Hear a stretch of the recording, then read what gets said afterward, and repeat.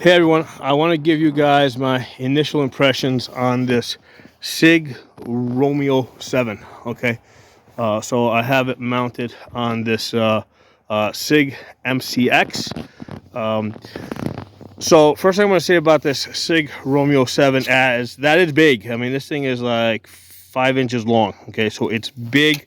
It's dot only. Okay, it takes a AA battery that fits into this compartment over here. It does have a quick release on this side. Okay, uh, it comes with the mount. It sits a little bit lower than I like because usually the magnifiers I have them set so that they're about 2 3/4 inches over the bore.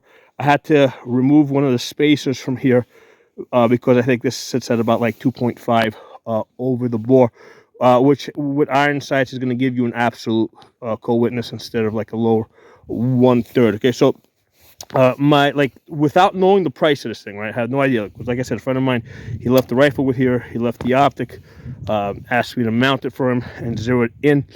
And I was very happy to do it because it gave me a chance to try out the optic and share that information with you guys, right? And I've already done a bunch of videos on this Sig MCX. So as I'm working with it, my first thought is like, I hope this guy didn't pay too much for this, right? Because he does like pricey stuff. Like he's got this Sig MCX here. Price on this is, I don't know, somewhere between $1,500 and $2,000. So he left another rifle here. He's got EOTechs on him, all that stuff. So like, I did not know what the price of this Sig Romeo 7 was. It turns out, like I just looked it up at Optics Planet. It is $160.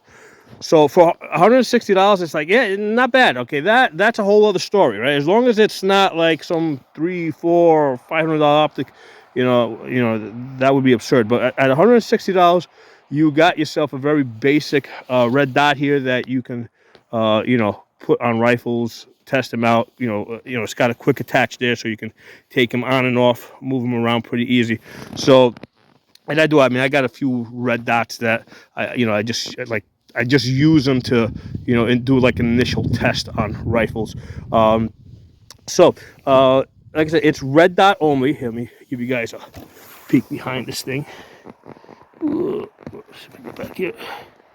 There we go. All right, so you can see red dot only. So with the red dot only, you don't have that circle dot, the 65 or 68 MOA circle. So you do lose your ranging capability because the way it works is at 200 yards, right? If you have the circle dot, the man's feet are going to be at the bottom of the circle. His head is going to come up to the dot. Okay, at 300 yards, he's going to come up about 3/4 of the way.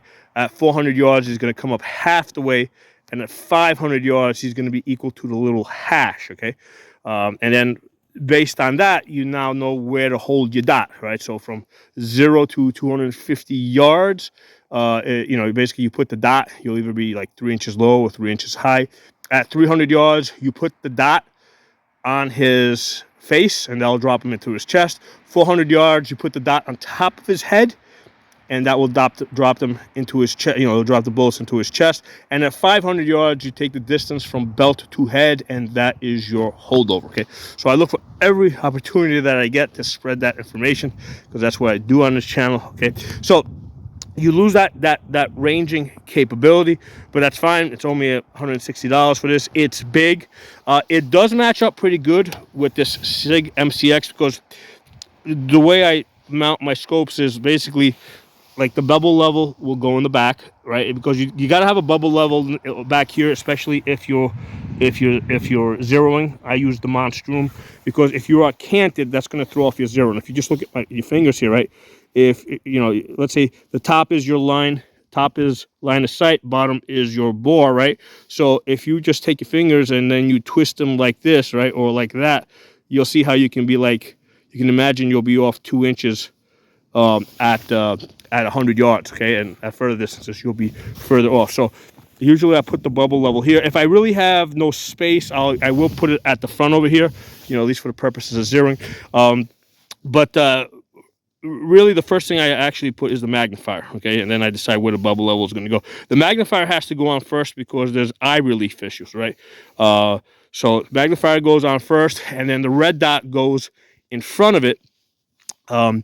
So with this scope over here, right, which is 5 inches long, if with the magnifier and red dot, you're really cramped over here on your standard AR-15. Now on the Sig MCX, your upper receiver goes from here all the way up to here, right? You can see that crack right there. Okay, so you have a very long upper receiver. So this red dot matches up pretty good to the Sig MCX because you can afford to push up the red dot.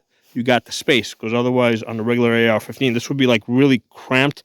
I didn't actually size it up, but you may have the front of the optic sitting on your front rail.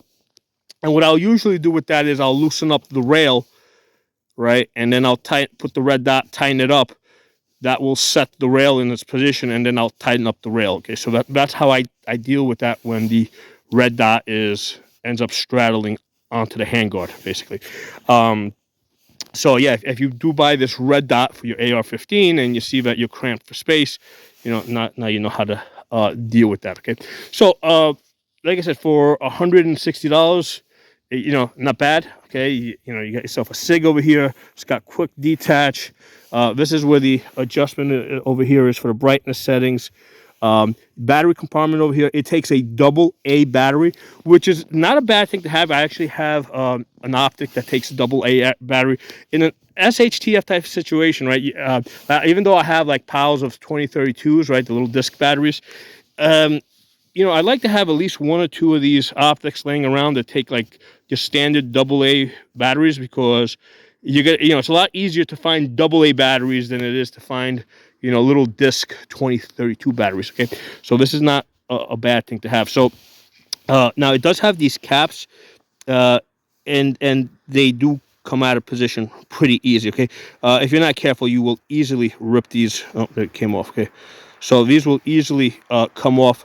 Okay, so again, if this was more than $250, I'd kind of be bitching about this, but for $160,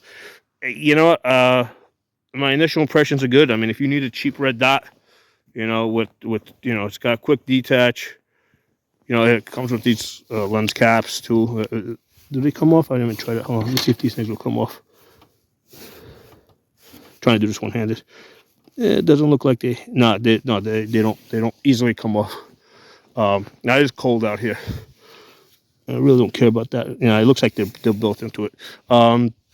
So it does have these cap protectors. Okay. And holy shit, man! I mean, it is a pain in the ass, like trying to unscrew these things, because it is hard to get your fingers in there. But yeah, they got like these the cap protectors are like freaking tank. It's built like a tank. I'll give you guys a look from the front. So there it is. I mean, just a quick initial impressions. $160, not bad. I mean, it's not a bad idea to have one of these things laying around that you can kind of like throw on an AR. Especially if you just need something temporary to go on there until you find the one that you really want. Something ideally with a circle dot. Not a bad thing to have. Okay. So yeah, initial impressions, $160, good. Okay. So drop some comments. Let me know what you guys think. And like I said, I've already done videos on the Sig MCX, this is actually not an AR-15. Even though it looks like an AR, it's not an AR. It's a piston-driven gun, and the recoil spring is actually part of the bolt. It's on top of the bolt carrier over here. So there's no buffer tube over here. There's a side folder. So check my if you search my channel name and Sig MCX, you'll see the videos I did on this Sig MCX. Okay. So drop some comments. Talk to you all soon.